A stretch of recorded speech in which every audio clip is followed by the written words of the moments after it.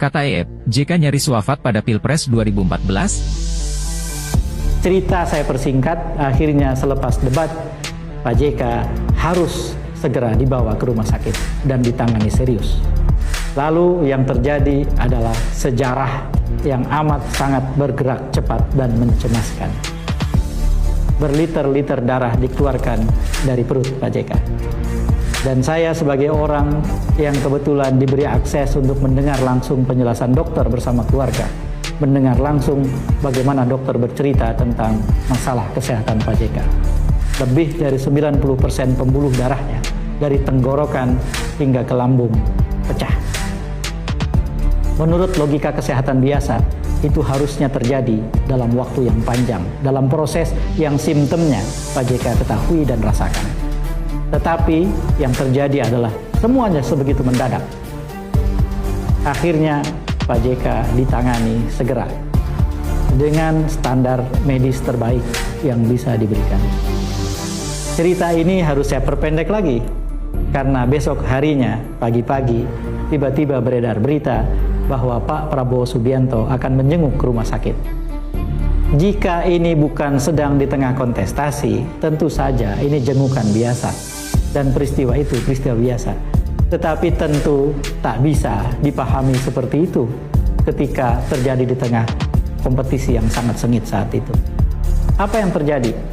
Pak JK memutuskan bahwa ia harus keluar dari rumah sakit. Ditentang habis-habisan oleh dokter, tetapi lewat satu prosedur yang tentu saja legal, yang tentu saja melibatkan keluarga, akhirnya Pak JK pagi itu diizinkan keluar dalam keadaan yang tidak baik. Tetapi di rumah Pak JK, di kamarnya, disediakan semua perlengkapan medis sehingga kamar itu disulap menjadi kamar ICU. Itulah sejarah yang banyak tidak diketahui orang dalam Pilpres 2014. Pak JK memaksakan diri keluar dari rumah sakit, berdiri, berjalan menuju kendaraan, sempat kepergok beberapa kamera person dari beberapa stasiun TV yang tidak berhasil diamankan, ditarik ke tempat lain. Akhirnya saya kira sejarah sudah mencatat lewat gambar yang bergerak. Pak JK membuat pernyataan seolah-olah tidak apa-apa, baik-baik saja. Ini pengalaman yang kelam bagi saya dalam Pilpres 2014 ketika emosi saya diaduk-aduk pada saat itu. Tetapi saya menyaksikan satu hal, seorang petarung bernama Yusuf Kalla. Ia tidak menyerah dalam keadaan yang sungguh gampang membuat orang menyerah, bahkan orang yang sangat kuat sekalipun. Ia tetap mempertahankan diri menjadi kontestan dan berlaku selayaknya seorang petarung, dan kemudian hingga akhirnya dia bertarung bersama Jokowi. Kemenangan Jokowi JK tidak lepas dari peristiwa itu.